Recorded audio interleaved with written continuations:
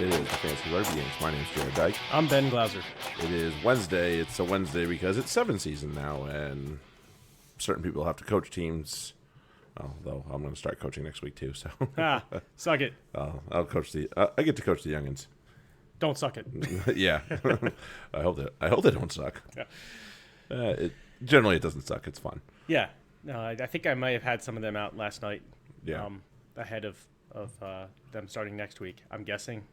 We had it was annoying because we had 15 players, which is great. We could actually play sevens. Yeah. For a while. We had only two of our senior club players there. The rest were either recent college grads or guys from our kind of youth program or just some young guys who are back from college and are working with us. So hopefully we get a little bit better turnout tomorrow. I'm trying to go through some of these things. If I recall correctly, Thursday was always better than Tuesday. So I'm trying to go through some of these concepts with the guys, and they're just not ready for it yet. And it's like, I really could use some of the senior players here. Some of the older boys here. They know what the concepts I'm trying to talk about, because for them it would be basic, but for the youth guys, it's like, it's next level stuff. Yeah. All right, crack on. Don't have to ask me twice. Everybody, make sure you check us out on Google Play, Spotify, iTunes. Review us, rate us, all that good stuff. Send us an email. We'll give the email at the end of the show. We do have an email, but not until the fantasy corner. There we are. Much better. Good. Wait for that to come down a little bit. All right. So let's get into the roundabout here. The turnstile seems to be going at certain places here. Transfer news all over the place. Big one I saw this week was Zach Kibarigi from Newcastle going to Wasps. We kind of that's a good spot for him. I think that'll suit nicely. So that'll give them a fairly potent back line. I don't know who their fullback will be, but unless they want, he could play there because they'll have Bassett, Watson, either De Jong or Gopperth, depending on Gopperth's health, Fekitoa, Sopoaga, and then either Velicott or Robson if he gets healthy for their back line. So I assume that'll be their first choice back line at least. So not terrible. Yeah, not bad. Not bad at all. So that was a good one. I'm glad to see him playing. I thought he was very underrated and not used enough. I know Simon Hammersley pretty much had a lock on fullback up there, but I felt like he could have got a little bit more run too. So good for him. That's a steal for the Wasps, big time. It is. I mean, and it's expected that Newcastle are going to lose players. So right. That's there's worse places Kibarigi could have ended up. Yeah. Place with Lima Supawaga, who will finally have his feet under him, I assume, after a year. I hope so. The guy didn't. People talk about, he didn't play with this guy or this guy. I'm like, get over it. There's so many players that. Yeah. There's so many teams that use just as many guys as Wasps. Get out of here. We had a teaser here in the States. We thought Francois Lowe was coming, and then it was just a joke. Cruel, Bastards. practical joke. Yeah. It was terrible. I was like, no, that's why, no. Although Bastro signed his contract today. Right. So Jared texted me yesterday that Lowe might be signing with Rooney, and I replied, fuck off. It wasn't outside the realm of possibility. No, it wasn't. So it wasn't. I didn't say that because it was outside the. I was just like, come on, there was no way that would be. It'd be crazy. I mean, because after you get Bastro and Lowe on the same team in the U.S. Ben Foden. Yeah, and then John Quill's probably bump over to 6, so that'd be quite a pairing of flankers there for it would have been New York. What could have been? Oh well, maybe one day. Yeah, one day. Rooney, they're going to be. It's just you can't have that many top quality team. Like I couldn't imagine that MLR would be okay with that in the overall. I mean, there's nothing. I don't know. I don't know if there's a cap right now. Right. I mean, I just assume that the guys get to spend the money as they see fit at the moment, kind of like France. How would they afford? I don't know how they're affording Bastereau to begin with. Yeah, beats me. Loan, so they're not paying for him outright. I don't know, whatever it is. So yeah, that was a unfortunate tease. Guy that's not going anywhere, Brody Retallick, staying in New Zealand, but he's got a sabbatical clause built in, I guess. Okay. So he can take basically a year off after the World Cup here, if he feels like it. And people are clamoring about it. I'm like, listen, dude, you're gonna keep Brody Retallick. He's not going anywhere else. He's not going over. He's not that old. This will only be his second World Cup, I think. So, or maybe his third. Maybe his third. So he could potentially stick around for a fourth. Yeah, it's hard to tell with some of these guys who are like butt ugly how exactly how old they are. I mean, he is an ugly man, but it doesn't take away from how good he is as a no. Just an unfortunate mug on him. That's all. He's 28. He's got years. He's got a little left in the tank. Yeah, he could play in the next World Cup. Yep. Too, and then easily. And then go get paid. Yeah, easily, for sure. Enjoy his retirement in Europe. Yeah, playing for France, showing up in when the south of France. Yeah. Yep, absolutely. Yeah, not a bad lifestyle. No, and I think people need to calm down about it. And it could set a certain precedent. I'm like, dude, he's in All Black, and he's gonna stay in All Black. Right. He's not going anywhere else now. Do you really want to complain about him missing a year? And I mean, Chiefs will probably be pissed about it if anything. Well, he missed this year, pretty much. Yeah, he's missed a lot of time this year, and mostly under the instruction of Steve Hansen to make sure he ends up healthy. So, is what it is. So yeah, everybody chill out. It's okay. He'll live.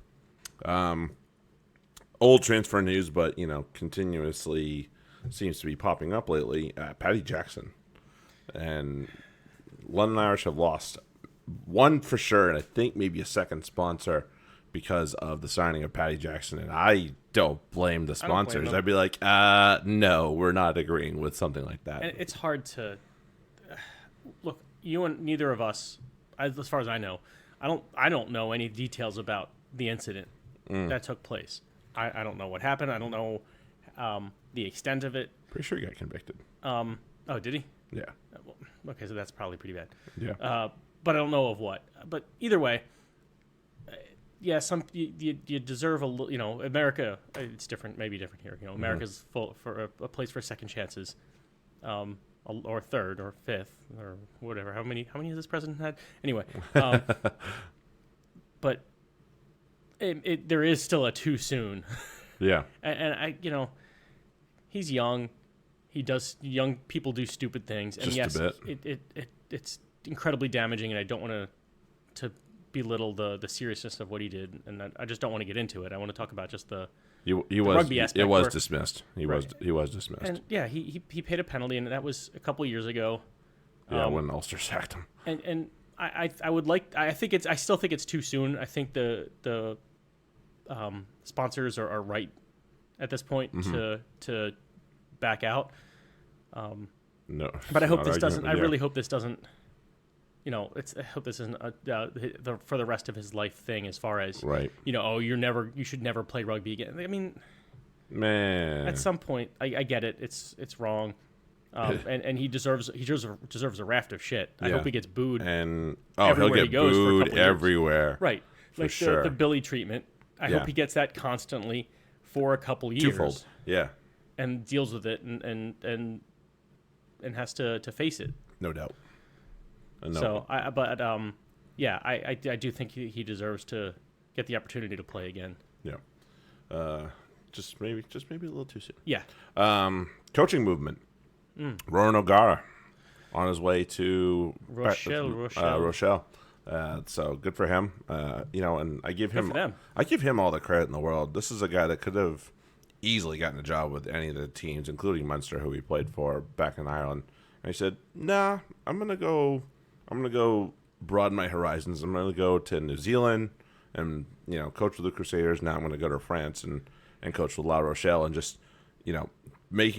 experiencing a lot of things that have good things going on with these clubs." How do you think he's going to deal with the French culture? as it relates to rugby? Oh, I don't know. I mean, He seems like a pretty kind Yee. of hard ass. Yeah, he kind of is. Kind of is. You know. Yeah, they don't take training seriously at all. So that'll present a problem for good old Ronan there. Right, but at the same time, he deserves the But that's actually pretty good. So I've been kicking this around in my head a little bit, where, and basically because of yesterday, is what I've never really been a sevens coach before. Played it enough, as fat as I am, yes. Kind of, I understand. Can play sevens too. There's a difference between understanding the game and being able to coach it. Yeah. Too, because you're defining things for players. You're saying, Absolutely. Here's what I want to see, and I was like, I just felt a little out of my element last night. Whereas when I coach 15s, I can dive right in and swim around it. But I feel forwards, that's easy. Right. When I was doing the sevens is you're a little bit out of your element, trying to and I'll get it as the season goes on. I'm not concerned about that. Be fine. But just like it's different style. It's just weird. Yep. Different players too. Yes. It's good to have like a dipping your feet in kind of thing. Yeah. And this for Ronan O'Gara could be him, dipping his feet as being a head coach, running an entire program. Yeah. But it's consequence free because it's fucking France, and I don't know what the expectations exactly La are. Rochelle doesn't have a lot of expectations. They just came up second in Challenge Cup. Yeah. So yeah, and are they playing? I don't think they're playing this weekend, but yeah.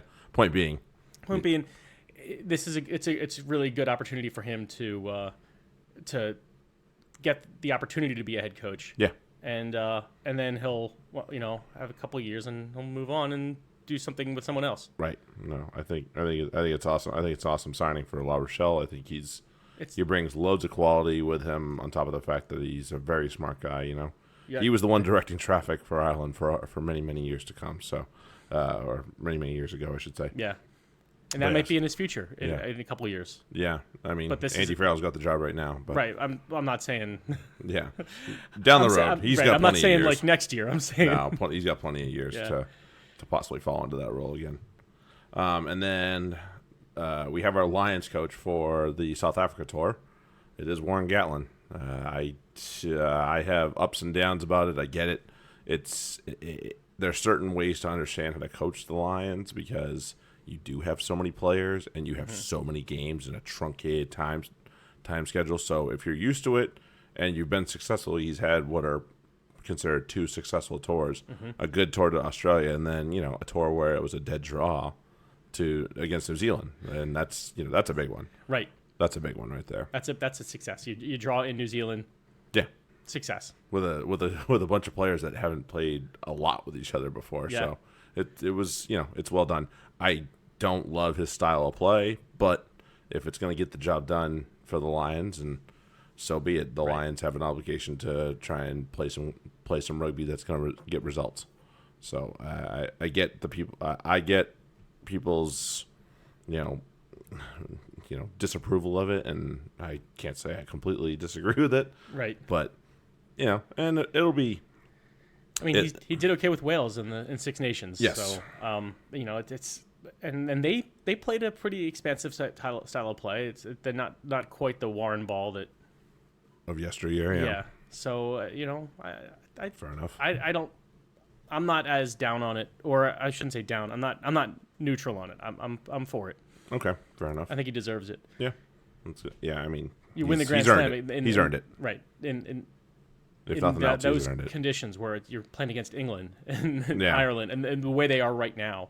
Yes. And Wales going in, I don't think many people picked them to win it, let alone Grand Slam. No, you or I did. That's for sure. So, that no one else matters. So. Yeah. So good on him. And then something that just came across my Twitter feed today, actually not that long ago, John Mitchell has been extended by England as their defense coach, which could open up the door to him being the successor to Eddie Jones afterwards. Now, obviously, there's a ton of speculation over who's going to take over that job after he leaves. That would definitely be a dark horse were that to happen. I'd say there's a lot of other people. Somebody said Andy Farrell, and I was like, wait a minute. He has a job already. Yeah. He's not leaving that job. And I know that there's a big difference between jumping ship from a Super Rugby team to an international team as opposed to going from one international team to the other. So, yeah. I don't think he's going anywhere.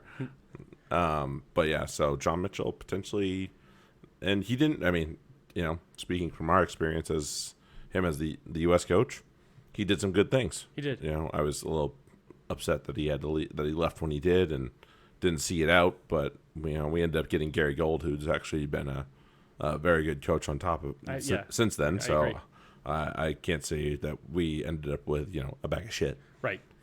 Certainly better than some of the ones we've had in the past. A lot better than. Oh my god, Tolkien. I was waiting for somebody to say it. I'll say it. You fucking knob, Tolkien. Yeah. So yeah, it looks like John Mitchell could be the dark horse in the England coach race for post World Cup here, and we shall see. I mean, he did some. I mean, Gustard kind of laid the defensive thing down, but really Mitchell has definitely brought a little something extra to that defense.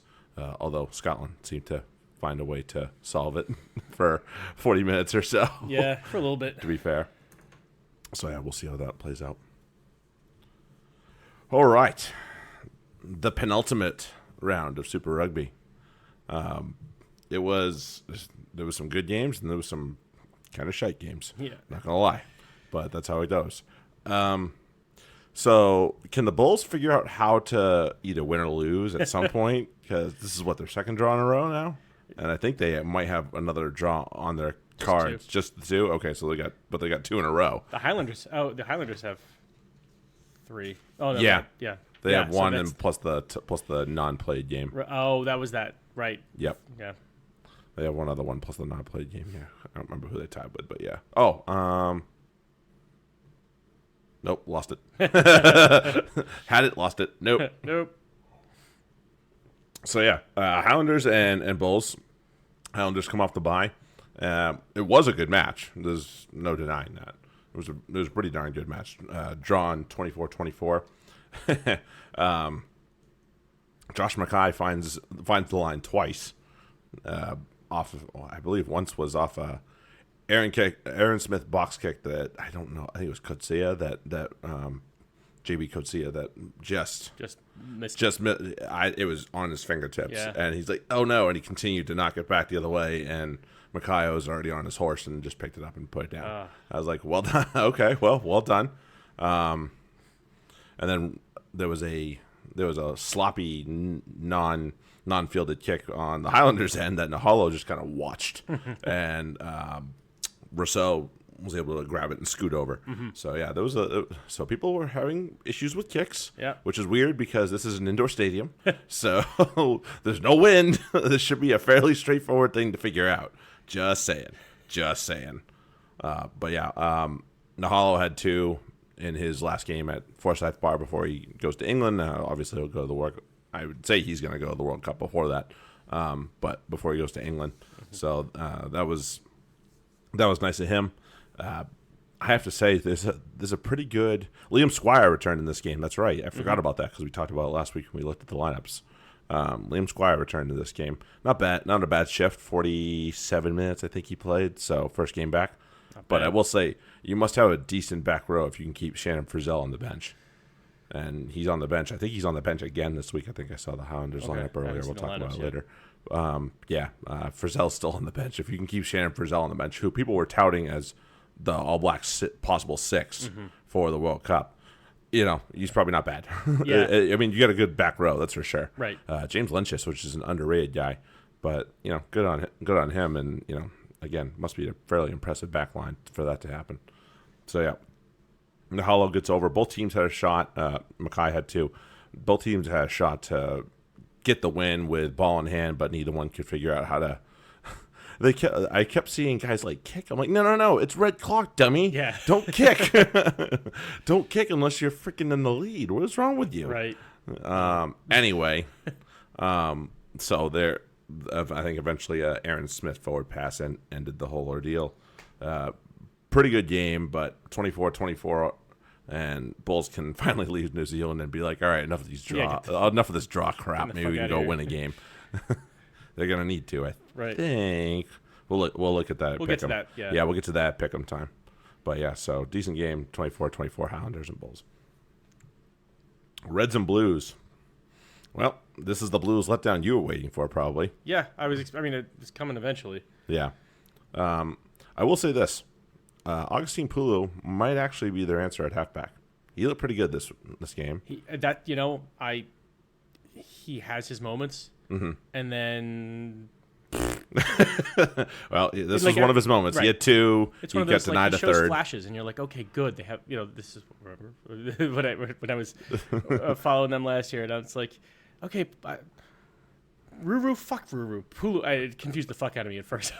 Which one's which? Yeah. Yeah, and there is another Ruru I was like, yeah, as well. Pulu could do this, and then he can't there. No, he can't there. Oh, right. Yes, he can. No, it's like flashes. It's like if he could just do that, if he could be consistent like that. Instead, it's like, he has his shit games, and then every so often he does really well. Yeah. So,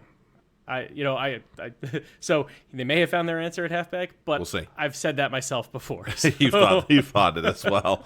Yeah, he was denied a hat trick just by a fingernail because he was tackled. He got up, and they said he was held, so he would have had to release, and he just didn't release by like a fingertip. Just did. And had he been able to get some air between his hands and the ball, he would have been fine. And they also said, well, if he's released that, then he's rolling forward because he actually ended up rolling it forward. Yeah. I was like, well, fair enough. So it's one or the other, and it's neither one of them's good. Neither one of them means that he scored. So be it. And that would have actually played a huge role, obviously, because Blues end up losing by 2 with a last. I think Haggerty hit the conversion on the second Higginbotham try for in the 77th, 78th minute, something like that. Higginbotham, first forward in Super Rugby to score 40 tries, and ends up getting 41. Damn. Jock Campbell and Karevi both with ludicrous offloads to set up Higginbotham just the old out the back door chicken wing offloads. They both, Karevi does them in his sleep, but Jock Campbell, good for him. The Blues have someone else who does that in his sleep, but he hasn't been playing. Yeah, he's been a little banged up. Yeah. Nanu actually looked really good. Ends up setting Pulu up for one of his tries. So that was nice, but it good on the Reds for at least rocking up. They're out, so right. But I think they just sunk the Blues ship as well. So that's kind of a fun thing to do sometimes. Right, like okay, we're fucked. Fuck them. So Blues take down the Blues go down to the Reds 29-28 for the Reds, and that is the last game in. At home for the Reds, so they'll be on the road next week. Possibly Samu Karevi's last game. Scott Higginbotham is his last game, so that's his last game in the Reds uniform. I think he's going to Japan. Karevi possibly could be on his way, and they were talking, looking at the emotion on his face, both pre-match and after match. Might be on his way out of Suncorp. Maybe not out of Australia, but he's on his way out of Suncorp. So. Keep an eye on what happens with him in the next couple weeks as the season comes to a close here. Oh boy, this. I have one note. Total embarrassment. I don't know. Absolute slaughter for Crusaders. Lighting it up. Everything they did worked. Yeah, everything they did worked. This was so. My thoughts on this were. The typical Crusaders match is even in a game like this where their opponents, the Rebels shouldn't have been outmatched, but they were. Yeah. But it shouldn't. I was expecting it to be close, so I was expecting it to be like within. As was I. Within 15 points at half, I should say. So 2 scores relatively, give or take. And then and then Crusaders would open it up. And we'll get to a match that was like that in a little bit. But this was just right off the start. They're scoring. Yeah. Yep. And and then they're scoring. And then they're a little bit and they score again. And then name a player and they got involved. Name a player on the Crusaders and they got involved. Right. It is sad. I do feel pretty bad. The Rebels. The Rebels. They're not that bad of a club, but they looked embarrassing. Well, the Crusaders obviously had it was one of those for the Rebels, you kind of feel bad, but you look at the Crusaders, and they're not just playing the Crusaders there. They're playing the Crusaders with their coaches behind the Crusaders with their whips at their backs, saying, "Fuck you guys for last week." Oh yeah, they didn't have a good one last week. Because they got rocked the week before. Yeah, the Chiefs. Show up and do your fucking jobs from the start to the finish. Yeah, It's none of this minute feel 1 out to minute business. 80. None of this. Oh, we're gonna figure out how to Coast home. right. How to we're not gonna probe for where their weaknesses are. We think their weaknesses are here, here, and here. Done. And that's it. And we're going to do that. I mean, outside was working quite well. The Both cross Enor kick. and Reese had a hat trick. So there you go. Yeah. And Reese with that little chip and chase. Case in point about everything was working. Right. That was a miss kick, and it still went off. Like, it still worked. Right. I was like, what the? I was like, that was a miss kick, and he still found a way to get a hold of it and got it over the line. I was like, yikes, things are working when stuff like that happens, It's just like, okay, well, can't stop that. We can't first off, this first ever Reese try, the kick from Mwanga. How awesome. I loved it because you see it even before the play. They're set up and Reese is in tight. He's almost at the posts. Right. And they set up and he kind of sneaky starts taking steps. And Starts next thing you know, walking his way he's over at the to goal, the sideline. He's at the try line, and Hewlett Petty doesn't even see him. He just had ignored him completely. Yeah, he didn't know where. He didn't know somebody was not by him, so he's like, oh no, something just happened. And something just went awry. And then we have to talk about Kieran Reed. He's kind of good. Well, he's kind of good. He's kind of really good. And that knock. Oh God, that's right. I completely forgot about that. That's right. So that was a gift try. Right. And he knocked it. So I remember a long time ago when I was just a puppy as it relates to rugby, talking about watching. We didn't get to. This was back in the early 2000s, and we barely got to watch any rugby. This is even before Setanta. This was like you had to figure pirated out feeds out the wazoo. Right. Even to try, and you didn't get to see it in replay, so you barely got to see it. And I was talking to one of my friends, and I'm like, one of my teammates, and saying, do you ever watch professional rugby? And he's like, when I can. I'm like, yeah, when I can too. But if you notice, like, they make the same mistakes we do. Mm-hmm. And he was like, yeah, but blah, blah, blah. And I'm like, no. I don't want to hear it. Like, they make the same mistakes we do. They just do, but the things they do well, they do a lot better than us. But still the mistakes they make. Mm-hmm. That I would love to just show that Kieran Reed clip to every young rugby player, every developing rugby player, and say, this is the fucking captain of the All Blacks right here. It is indeed. Who is running completely in the open and just fucking pukes the ball. Botches it big time. Without even being challenged. Yeah. And it happens. It's okay. It's not, don't beat yourself up. Not only don't beat yourself up, but everybody fucking does it. Yeah. We've all been there. There's a lot of guys that have screwed tries up like that. It's right. It's a long list. It's not a short one. But even it doesn't even matter if you're screwing up the try. Just I've seen people just running in the open field. Yeah. Just, oops, there goes the ball. Right. I forgot to bring that with me. So it happens. Everyone does it. Don't beat yourself up over it. It does. Just move on. Mm-hmm. Yeah. So I'd say the Crusaders moved on after that. Ryan, this was Ryan Crotty's last game. Uh-huh. Was it 150 for him too as well? 150. Yeah. Yeah. Very very nice thing for him. The guard of honor was all boys from his old school. Yeah. And then the thing at the end they had a haka that was done by his old club members of his old club. So I thought that was brilliant by the Crusaders to set up for Crotty, and then he caps off the game by getting one over the line. At the end, it through. Oh, that's right, he kicked it. I forgot. Yes. None of this. Who was it last week? Torwell. None of this. James Torwell. Well, back to forward. Back to forward right. discrepancy there. Most backs at least kind of know how to kick it, and it was under the posts. So yeah, that's easy. Pretty much. So not the touch line. Yeah. But yeah, so that was great. 66-0 is the final score. Crusaders and Rebels. Side note: Crusaders have. We'll talk about this a little bit. Crusaders have decided they're keeping the name. They're going to change the badge, and and I think that's the right thing for now, because everybody, the name Crusaders is synonymous with rugby in that area. It's not synonymous with anything else, but they're trying to be sensitive to obviously recent happenings down there. And the pundits' reactions is just so stupid. Like, oh, well, why don't you get rid of this thing and this thing and this thing if you're going to do that? Listen, there's nobody that's saying you have to change the Chiefs' name or either Chief. Nobody's saying you have to change the Highlanders' name or the Saracens' name.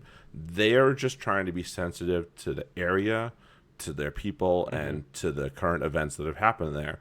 That's all. Right. If you can't freaking see that, then you need to freaking have another cup of coffee and wake the hell up. Because there's implications to the name Crusaders with the knight, the cross, like all that shit. Like, absolutely. Yeah, and especially with the recent events, like, that's serious. There's meaning behind it. Saracens is different. Chiefs is different, and especially Chiefs, I feel is respectful to the natives. And at least they don't do the silly things that we do over here. Or an accident, yeah, exactly. So it's not quite the same as it is here. But yeah, like, I think this is the right move. And of course, pundits are gonna. That's what they're paid. They're paid to be assholes. They're paid to be dumb. Right. Oh, why don't we do this? Well, fuck you. That's not what we're talking about. That's not the point, dummy. Right. So, good on the Crusaders, which they said, absolutely. I think, almost immediately afterwards that they were going to look into it. So this is them following up on that. So they'll have the same name for a year, and if they decide they want to change it, that's their prerogative. And who can do anything about that? Nobody. Right. So chill out, guys. Just let them do as they see fit. This is their decision.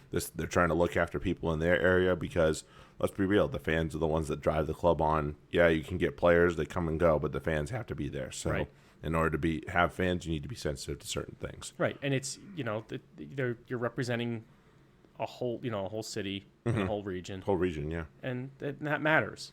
You're not just representing the certain parts of that, and the comfortable white people who don't really give a fuck. They're representing everybody, and that's the right thing to do. Agreed. Well, Waratahs let themselves down big time. Whether or not they still have a shot to get into this thing, I don't know. We'll have to figure it out later and pick them, but I'm not sure they have much of one. And they had a real letdown in this game for what was on the line for them. Brumbies, they could have clinched the Aussie Conference and put themselves right into the playoff no matter what. They'll have a home game. But still, Waratahs, you're hanging on by a thread. You've got to rock up a little better than they did. A little better than that. Just a little bit better. And it took them so long to get going. Brumbies were off from minute one just about, and they were on fire. And Waratahs, God, I don't know, when their first try gets scored, like freaking second half probably. 48 minutes. Phipps scored 48 minutes. Okay. Yeah. Worldy of a dummy by Phipps. Big old dummy. I mean, granted, he's not one you think is going to take off. So, you see him go to move the ball, you assume it's getting plus, past. It was on a prop, too, I think. That's a good possibility and as well. So it's like you get a prop moving in one direction. Inertia. It takes a lot to stop and move back the other way. I know. Yep. That happens. So as soon as he took that one step out, that Phipps is gone right there. Yep. Andrew Muirhead looked good in his first game back. Muscled his way over for a try after bumping off, I think it was Foley, and then took two guys with him to get over the line. Yeah. I think that was the opener or the second one, whatever it was. Oh, the only one I have is the Foley grubber to Adam Ashley Cooper. Oh, the Grey Wolf. Yeah. He looked good. Glad to see that. Or was that? He's not showing up on the tray. Oh, there it is. Yeah. Yeah. I was looking at the wrong side. It's there. I promise it's there. I saw it. So, I swear to God. My one major note from this game. See. And I discussed it with you over the weekend too, or maybe earlier. Kurtley Beale. See. Not an international 15. Okay. He's just not fast enough, and I realized. Well, that we know. He got his knee banged up a little bit, but before then, that's true. He also was that. But even before then, when he's back there, he's good enough to be in the right spot where he needs to be. But you look at an international 15 or any 15 really, even lower level than international. Because, I mean, somebody like Alex Good isn't good enough to be an international 15, and he can do this. Beal's not fast enough to beat the first man on him on a kick. He's just not. He couldn't get outside his first man, even when it was a center. And I'm sorry, and I realize he's really a center. But which center was that, Simone or Kurandrani? I don't remember. One of the two. Either one of the two. Yeah, he wasn't beating either 12 or 13. Both, yes. The answer is yes.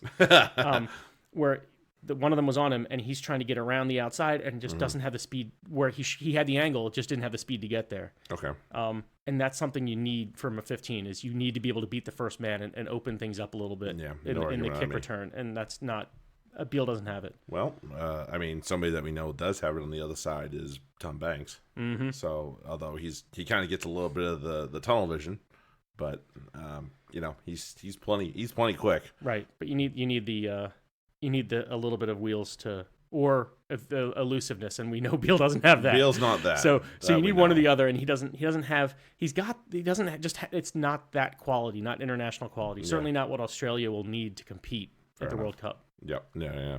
True that. So Waratahs Waratahs go down. Sorry. 24-35. Brumbies clinched the Aussie Conference. They are going to host a game at home in Australia. So good on them. I don't know who's going there yet. Yeah, but right. That's still to be determined. But we'll find out. Basically, for me, all it comes down to is if you can stop the Brumbies pack, then you might be okay. Mm-hmm. Lions and Hurricanes. Ooh, this got a little dicey. See, this was the game that I was referencing earlier about the Crusaders, where the Hurricanes, it's tied 10-10 at half. Yes. And then we saw Hurricanes opened up a can of whoop ass after right. that. They scored 41 minutes, 48 minutes. Yeah. Now, quick. Right. And then the Lions came back, scored again at 59 minutes, but boom, right after that, Coles right back. Right. Coles puts it on over 6 minutes later. Yeah. So. Mm-hmm. So one note to start this game, Bodie and Houston both dropped somewhat late. Mm-hmm. Peter Umaga Jensen steps in. Yes, he is related to who you think he is. And Marshall steps in, and Marshall didn't do terrible. He had enough talent around him, and he knew to use it instead of trying going himself, which was great. Jordy Barrett was unbelievable in this game. Nana Lomape, again, unbelievable in this game. Artie Sevilla off the bench, unbelievable. Dane Coles, again. And they were talking about it on the broadcast, and we'll get into the broadcasters in a minute. Talk about it on the broadcast, this might be the Hurricane strategy, is just to keep it close and then bring on their finishers. Well, they had Artie and Dane Coles on the bench, and I'd say it worked quite well because they brought them on both fairly early. I think Artie came off the bench almost immediately after halftime, and then Coles was on shortly after that. And so, they both finished the game strong. And if you didn't know this already, Nana Lomape is kind of good. He's all right. He should be an All Black. And there's conversation about whether or not he should be. He needs to be an All Black. If he's not an All Black, then I quit. Speaking of, say what? Ben Lamb. He's got good and bad because he had an error in this game. He did, and Hammerhead needs to either one, let his fullback take it, or two, take it himself, not tap it, and let the opposing player grab it for a try. But he kind of just did it right back to them when Marvin Orey missed the kickoff, a la George Cruz. Right, it was very familiar. I was like, oh, that looked familiar. Ben Lamb was just like, wait. Nobody in front of me? All right, cool. I guess this works. Try. He's like, did I do something illegal or no? At least the Saracens made Exeter work for their try even after that. It wasn't just like, walking in after they missed the kickoff. So right. I'll give Saris that. But yeah, Ben Lamb just I'll just take this and walk right in. Yeah. Wasn't. I have to say, I wasn't a huge fan of Jaco Piper in this game. This was not his best match. No. Very inconsistent with calls. Like, almost same picture 2 different times in different calls, both times. In many instances, not just one, many instances. I was like, that's not a good thing. So, if you're going to go to the World Cup, you have to be better than that. Right. And that, especially the Laumapi try. Yeah. Which you look at it on replay and you're like, wait, how did anybody think that was? I mean, he was looking right at it the whole time. Right. I was like, okay. Yeah. And TJ was arguing it and whatever, but but it's like he was clearly short when he put it down first and then rolled it forward. It's like, right. So how did you not see that? How did you mess that up, dude? Right. So yeah. They were getting ready. I mean, it was even like they're getting ready to take the conversion. Yeah, and it finally got a down. check from the TMO. The whole Lions team's like, what the fuck? And he's like, what the fuck? Like, there's nothing wrong with that. And then, oh wait, no, there's a lot wrong with that. Oh shoot, I might have messed that up. You dope.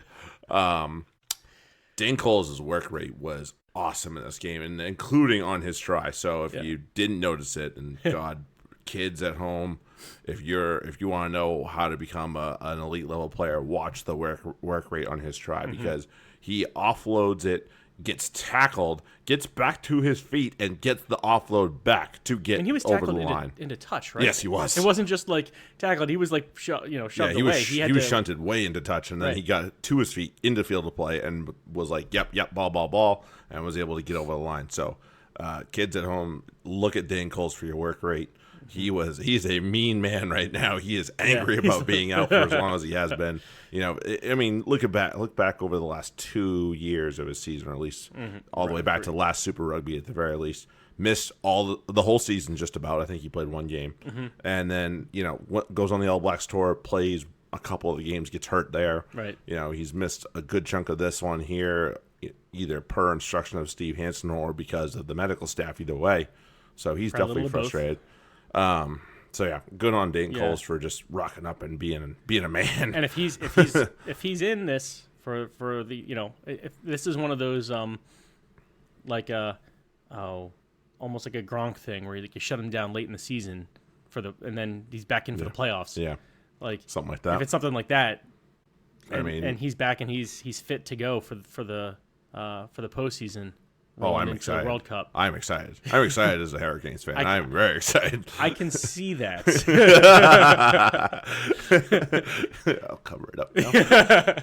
I want to talk about hookers in a second. Phrasing. So I did have one thing, and I have to say, Lions commentators, the 2 times that they've been getting their heads kicked in, at least in record at home, they were getting smashed by the Rebels. They end up coming back and winning that game. And then this game, and they have not been nice either time that the Lions are getting their heads kicked in. They're calling other teams dirty or other teams chippy or, saying that there's a lot of jawing going on. I'm like, I don't know if you've ever been on a rugby pitch. There's as much going back and forth almost all the time. And even, I think Marvin Orey almost got himself another 10 meters for opening his face too much. So Lions commentators, whoever the hell you are, I don't remember which one you are, which ones you are. There. But either way, like, listen, I know you're from South Africa and you've been calling this team the whole year. Dial it down a notch. This is not the team from the last 3 years. This team is not as good.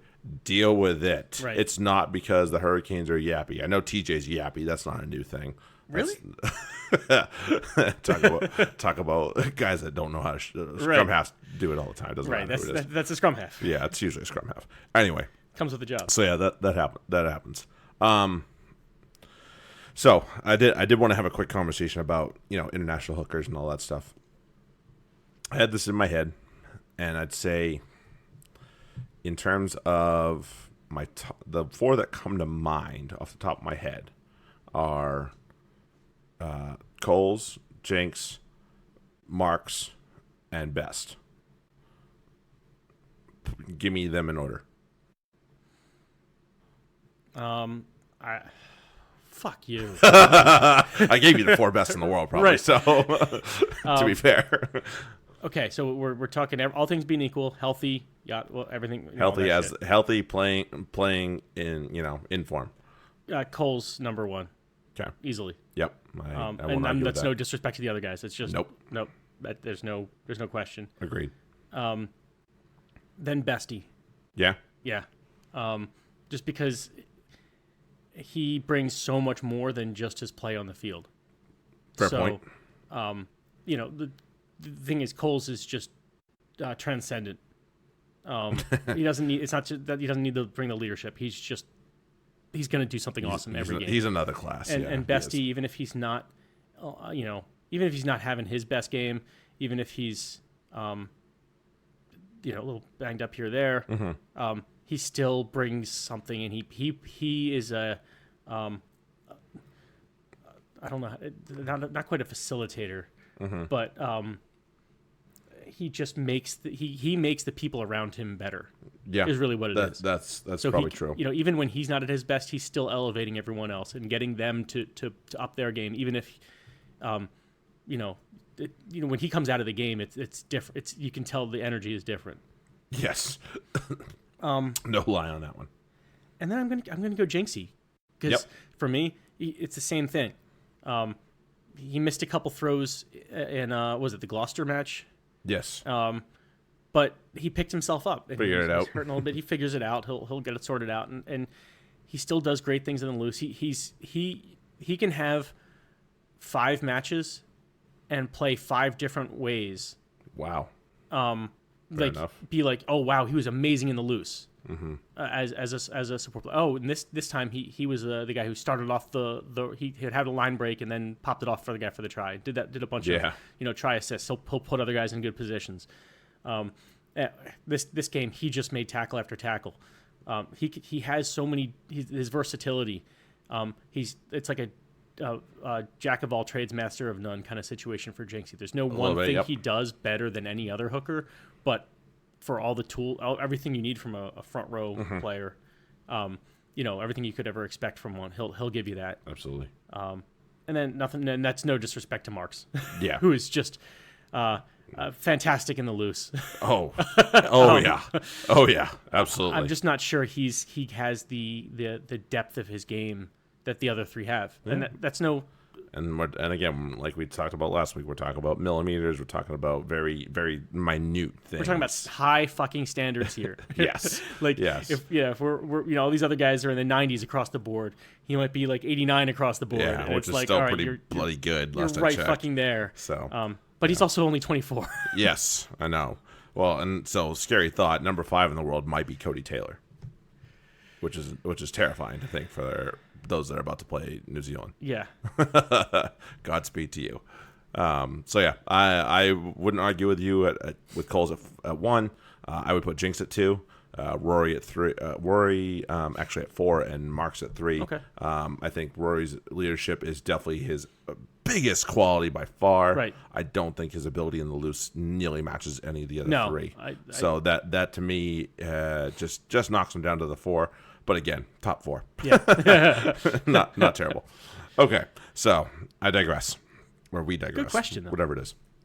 Lions and Hurricanes. Hurricanes win 37-17. Somebody's going to have to play in Wellington in the quarterfinal because Hurricanes are going to host one of the quarterfinals as the top wildcard team. Good luck. Yeah. Stormers and Sunwolves. This wasn't much entertainment, although I will give the Sunwolves credit. They rocked up a little bit better in this game, at least.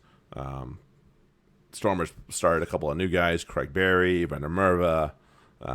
So good on that. Well, Berry's not new, but he doesn't play very often either, so I'll give him that. But Vander Merwe was thrown into the lineup as well, I think Stormers are worried about next week and all that good stuff. Masawera was definitely the lone standout for the Sunwolves, as he has been usual. for quite a bit of the season, to be honest. If there's one guy that you probably want to put your finger on, it's either him or Parker. What's the deal with Masawera? Or Masawera, I always switch those. Is he? He's 27. I mean, with the Sunwolves, falling apart next year. Right. What's his story next year? I don't know. I mean, does he have international caps? I guess that's the first thing to figure out. Because if he does, then I'd say he's kind of locked into one place at least. If he doesn't, then he's kind of up for grabs. I mean, he's Fijian. Does he have caps for them? Hold on. Doesn't. I'm looking at his Wikipedia. So if it's not obvious, probably doesn't look like it. No. Okay. Interesting. We'll see how that goes. So he's could be a stormer for somebody to grab later on next year. Anyway, so yeah, he was definitely the one bright spot. It was either Dan Creel or Engelbrecht that took away a ball in the tackle, and then I think Barry ends up finishing it. Wraps him up in the tackle, and then just happens to find his way in onto the ball, and he's like, "Ooh, I can take this. Okay, bye." And instead of finishing the tackle, he just takes the ball away. It's like, wow, that's a bad day when stuff like that starts to happen. it's a bad day for the Sunwolves, and it did. And it just, I don't think the Stormers did anything special, but the Sunwolves certainly didn't do enough to put themselves in this game. Yako Kutsia looked pretty good. That's probably the best he's looked most of the year, especially with Natsha, who's usually their starting 8-man out. Certainly has started to fill that role a little bit better for the Stormers, so good on him. We'll see what happens. The Stormers have got plus. They've got 3 guys that they could roll out at 10, and it's kind of a coin toss as to which one they want to do between Standard, Duplessis, and Willemse. Although they do like Willemse at fullback a lot better. So we'll see what they rock up with next week when they try and get into the playoff here. Yeah. Jaguares and Sharks. Oh, this was not pretty for the Sharks. Not even a little bit. This was not a good game for them. Simple as that. This was over early. Yes, it was. So if you didn't know, Emiliano Buffelli, he's kind of good, and he looks World Cup ready. He really does. He scoots. He's in the right position at the right time. Knows what the try line is. Knows how to finish. So I would be scared if I was going against him as an opposing team. So yeah, look out. It was just not great, man. That's all I can tell you. It was the Sharks didn't. Shacks. Yeah, Sharks didn't seem to have. What was the possession number? Okay, so the possession wasn't bad. Felt worse. Are you kidding? The Sharks had the majority of the possession, 59-41. Okay. They had a lot of possession. I got something. Didn't come away with it. I found something closer, but yeah. Okay, so there you go. They just couldn't finish it. That's what it came down to in the end. I was like, I don't remember what I knew some possession was a big thing here. I couldn't remember what it was exactly, but yeah, there you go. So Sharks couldn't freaking do a damn thing with the ball that they had. Right. Robert Dupree is probably not going to be their fly half for the rest of the season because he didn't perform particularly well.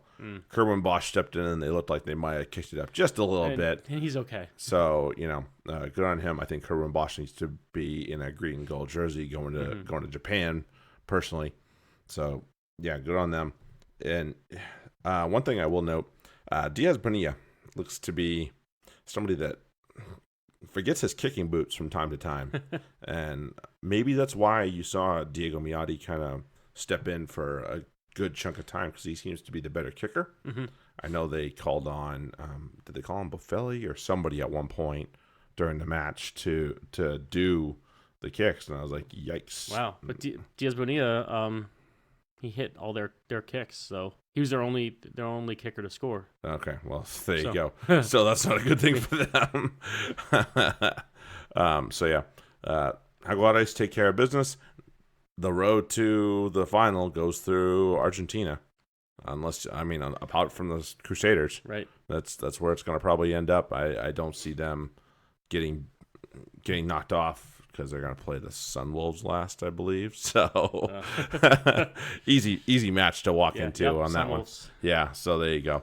So that's unfortunate for the rest of the league that thought they might be able to catch the Sunwolves and get ahead of them. Nope. Big old bucket of nope on that one. Yeah. So Jaguares take care of business. 34-7. Sharks are in desperate need of some help for getting into the playoff here now. Well, let's get into pick'em, and we'll figure this out right now. Yeah. We'll do that, and then I want to do a quick little glance at our season. As a pod, and then we'll get the hell out of here. So we want to look at let's first throw the table out there. That's gonna be so I don't need the Crusaders, obviously. Right. I'll have the overall right here, so I can throw it out there. So Crusaders 58. Yep, don't care. Jags 46. Next. Brumbies 43. Next. Hurricanes 49. Next. All right, so now we're at the Bulls with 30. Actually, you know what? Give me what's Jags and Brumbies. Jags at 46. 46. Brumbies 43. 43. Okay, because that's actually relative in terms of who's playing where. Right. Canes 49. Yeah, Canes are locked in. Right. Then we drop down over 10 points. Yeah, it's pretty ridiculous, right? Right. Bulls at 36. Wow. Okay. Lions 35. Lions at 35. Stormers at 34. Okay. Rebels at 34. Oof. Just hanging on by the chitty chin chin, Yep. eh? Sharks Okay. at 33. They're just so that's the cut. Just above between the Rebels are the 8th position. You're right. So they're the cutoff. Yep. That's at 34. So Sharks at 33, Chiefs at 31, Okay. Highlanders at 31. Still alive, eh? Yep, Highlanders at 31. Ties didn't do the Highlanders a lot good. Could Taz use a couple more points there. Taz at 30. Taz at 30? Oh my god. They're still somehow mathematically alive. Right. And then I'm just not sure if they are, but the Blues are at 29. Yes, but no. Right. I don't think they're I that don't alive. think so. They could technically get to 34. But whether or not somebody else stays at 34, would not get no, they're out because they only have 5 wins, so they're out. They're eliminated. Oh, okay. So they'll have tough Right. time. So they even if they got to 34, they only have 6 They don't wins. have enough wins. Everyone else has 7. Okay. Well, then nope. Nope. Big old bucket of nope. Okay. So let's go through pick 'em and see if we can figure this out right now. Right. All right. Highlanders and Waratahs. Highlanders are they at home? Oh no, wait. They're traveling somewhere for this one. Hold on. I know that. Yeah, it's not at Forsyth Bar. Ruby Park Stadium, which I'm not sure where that is. Yeah, that's not Forsyth Bar. That's all I know. Yeah, in Cargill. Okay. Yep. So that's a no. Okay. So they're the home team, but Not really. Not in the comforting confines of Forsyth Bar. All right. So Highlanders and Waratahs. What do you think? I'm gonna go with the Highlanders. And I am not arguing with you because that was my first instinct. All right. So Highlanders get at least to 35. Do they get to 36? No, I don't think so because that's Okay. what that is. The bonus point is not the 4 tries. It's the 3 tries. 3 try difference. It's 3 tries or more from Right. your opponent. Yep. So I don't think they're gonna Yeah, rock up certainly on makes the that Taz. certainly makes that bonus point tough there. It does. Okay. So they'll just that's that. right. Taz become irrelevant / out. Yep. Okay. Rebels and Chiefs. Ooh, big one. Big one. This is huge. You know, the Rebels have had enough opportunities to maintain their status. Yeah.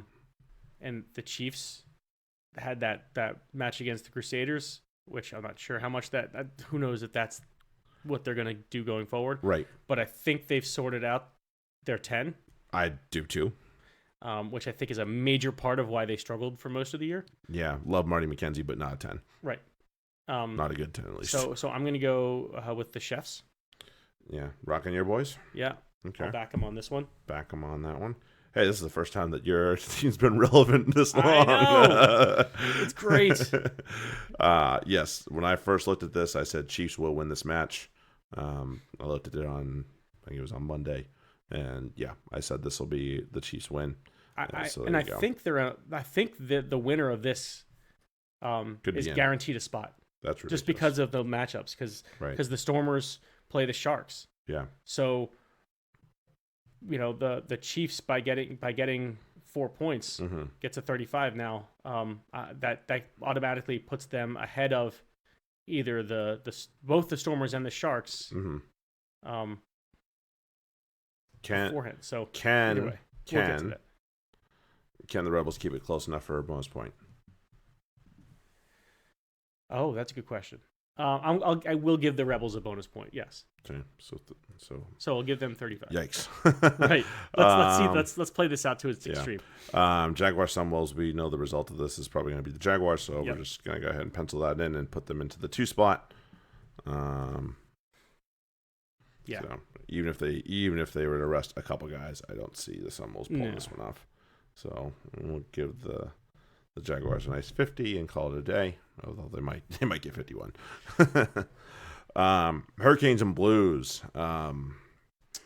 Yeah, Blues are out. Hurricanes can't go anywhere, so this might be a James Marshall and Richard Judd kind of match. You're gonna learn some names here for the Hurricanes. Oh, this is gonna be a nightmare for me to enter into the database too. It always is. The last weekend of the Premiership was just an absolute shit show for me. I entered like 10. I was like, dude, I haven't entered this many names into the database since the beginning of the season. Right. Ridiculous.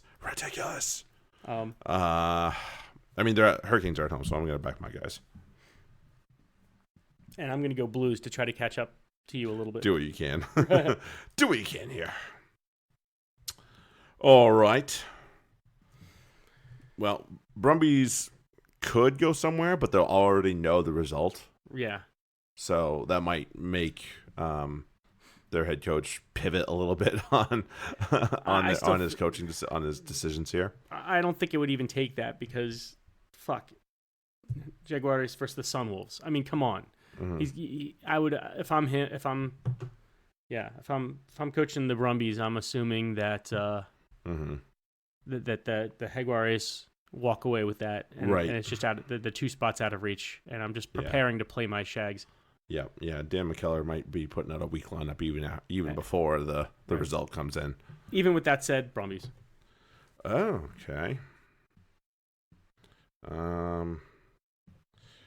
Well, in honor of James, I will not pick the Brumbies or the Reds because I know he dislikes Brad Thorne a ton, and I know people that love Brad Thorne, so it's a toss-up.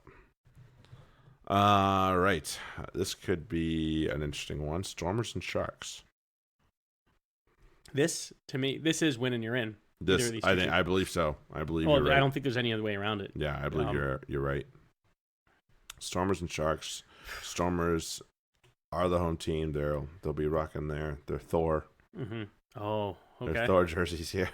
And so I guess the Sharks going to be rocking cap. Was their cap right? Nope. Or their Black Panther. Black Panther. Bulls are the cap. Sharks have been fading.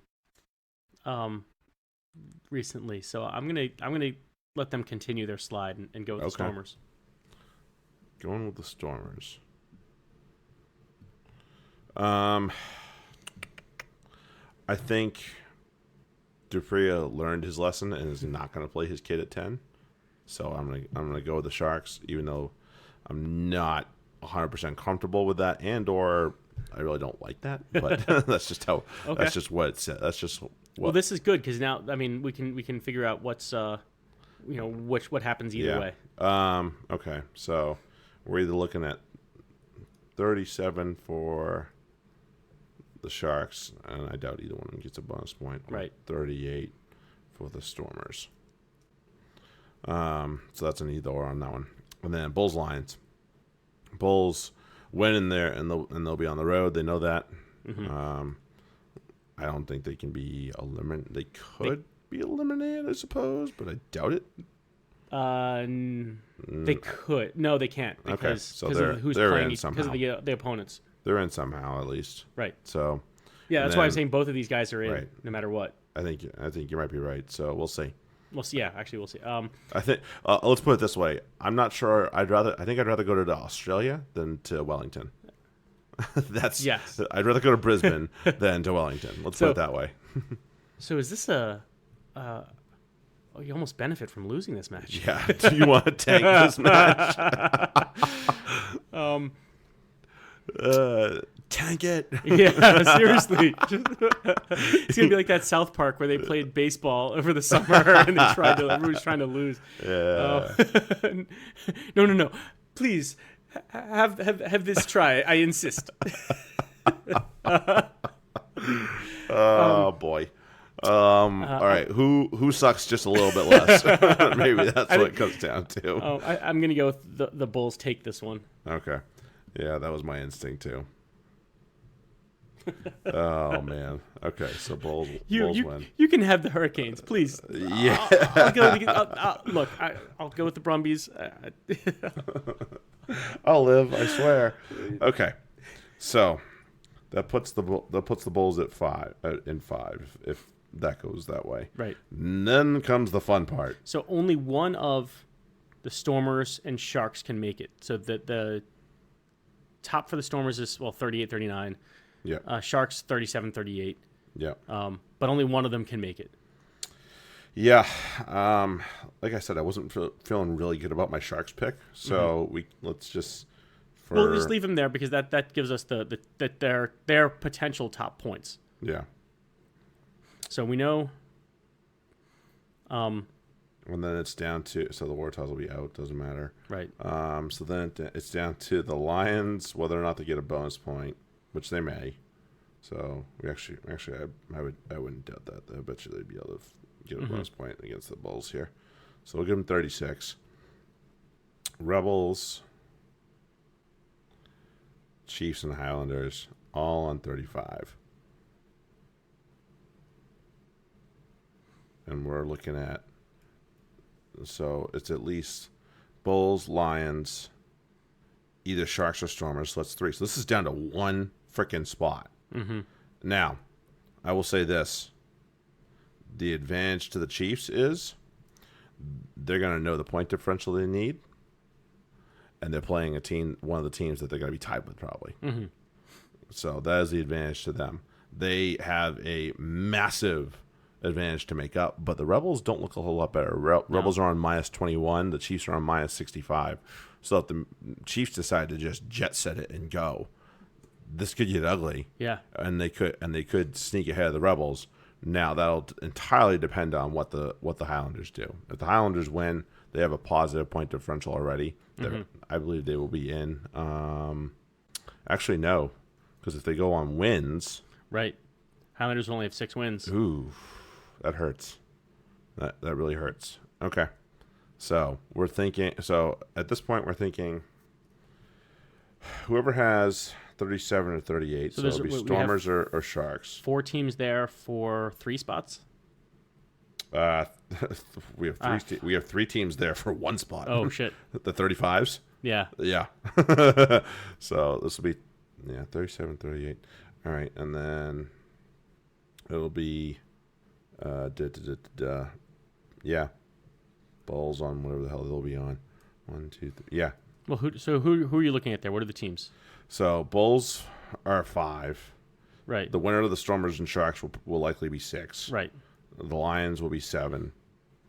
More than likely, because I think they'll get a bonus point out of their match. Probably. If not, then I believe they have a decent. At 35, -50. They have 8 wins, so they're fine. Okay. So they're good. Then they're good in that. They're good in that aspect because I believe the wins are the tiebreaker. Maybe the point differential. I don't flip it around. Yeah, but at that point they have 8 wins. Stormers and Rebels have 7 each. Yep. So. Okay. Yeah. So yeah, there you go. So that leaves Rebels, Chiefs, Highlanders. If the Highlanders win, I think they're in. But depends on whether or not the maybe they only have. Again, it depends on the. I don't know what the tiebreaker is. That's 6 wins. If the wins are the first tiebreaker, they only have 5 wins. Right. So everyone above them has 6 or more. Just like actually the who we're talking about, the Lions. Lions have 8 wins, and the 9 and 10 teams have 6. Yep. So I think the Lions are pretty well set to be in. Yes, I believe they are too. I think they'll be okay in either case. So as we're predicting,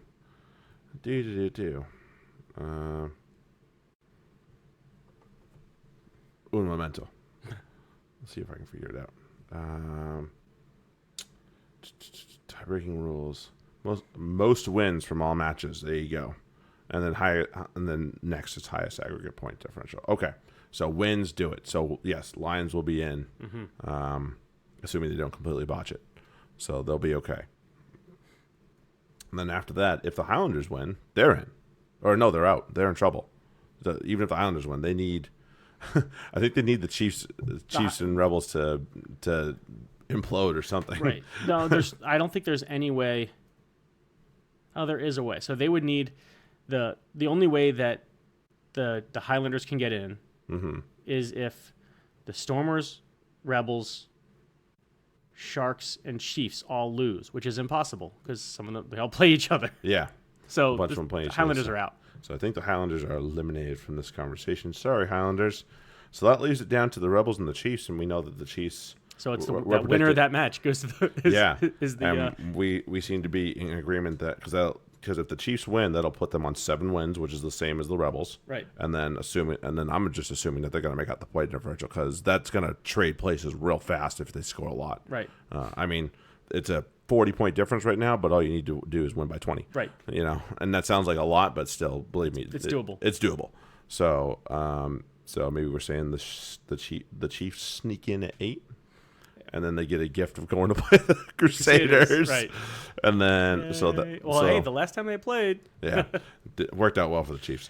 All right. So our predictions are the Chiefs play the Crusaders, the Jaguars and Lions. Oh, that'll be interesting because that's where the season started for the Lions. They started in Buenos Aires. So interesting. Brumbies and either Stormers or Sharks. So good luck to that. That'll be an interesting matchup, actually. And then the Bulls and Hurricanes. We'll see how that one plays out. That'll be also be again interesting. Good matchup. Yeah. So that'll be interesting. So that's our thoughts. We'll see how wrong we are Right. later Thank you for on. bearing with us through that. That was Yeah. How many monkeys does it take? 1, 2, 2. 2. Big old 2. Okay. And then I wanted to kind of just put it out there for everybody, but also for us. So I'm just talking about old episodes and most downloads in terms of our pod this year because we've had a nice season. It's 30 odd episodes plus, give or take. But our most downloaded episodes are the Six Nations preview. Okay. With James. Right. Our draft special. Mega Rugby Weekend 1, which had all 3 competitions that we talked about, and we had a hard time with that one. Yeah. But we did actually. I think we did well. And then the Six Nations review. Those are the top 4. Not bad. Yeah, not bad. Good episodes. So I'll put it out to you all for a vote. But what do you think? Which one of those did you? I mean, I enjoyed them all, but I enjoyed them all. The fantasy draft one to me was the most awkward one because it was live and we were trying to sort. A lot of stuff was happening on the fly, but that was really well downloaded, which is crazy to me. I think people are just trying to see what kind of idiots we are, I guess. Unfiltered and like basically a live show. Pretty much. I enjoyed. It was weird, but I enjoyed it. I think our Six Nations recap. I think a lot of our episodes with James were a lot of fun. Absolutely, yeah, I agree. But I think the recap to me is was more fun than the preview. Although those are my top 2, I think. Yeah, and I genuinely enjoyed the preview because we had a ton of laughs and just so many dirty jokes that were thrown into that. That was yeah. There's a reason that we put explicit on this podcast, and that is the episode why. we didn't have an episode like that until that episode, right? So it took us a while to get to that point where it's like, yeah, you definitely need to have an explicit tag on this thing. That definitely was the reason to just be like, let's keep that E on that on that podcast, shall we? So yeah, that to me was just a whole lot of fun, and good banter all around, and that's all you can ask for when you're talking rugby. Just get some good banter. So yeah, that was mine. But we'll put it out there on Twitter at some point in the next couple of weeks as we wrap up our season here, and we'll see what everybody thinks about the good old podcast and which ones they enjoyed maybe. Yeah. So we'll give them a little choice and see what everybody says. And if you have a different episode, let us know. Yeah, please email us. Speak of the devil. Email the show, fantasyrugbypodcast@gmail.com. We're loving questions that are coming in for sure. And, don't forget to tweet us on Twitter every once in a while. I do want to say, I know we're not at the end of the year yet, but thank you to Fantasy Rugby Draft and Fantasy Rugby Mag and the Rugby Mag. They have been really awesome at trying to peddle our stuff. So we do want to thank them and give them a shout out because they've been an awesome pair of organizations that have dealt with our bullshit for the entirety of the year. So we will be back next week to figure out how right or wrong we were. And it will be interesting to see what comes out of it. I will watch my Hurricanes match, even though they're not going to play anybody. I'll be interested to see. I expect to see like Peter Amanga Jensen and Rayasi thrown back out there. you'll probably see either Christie or Judd at halfback. I wouldn't bank on TJ Parinar playing. So I doubt it. So yeah, the likes of that, just be prepared to have to deal with that. But other than that, make sure you follow us on iTunes, subscribe, Google Play, Spotify, all that stuff. Follow us on Twitter, and we'll be back next week. And thanks for tuning in so much. Thanks, everyone. Cheers.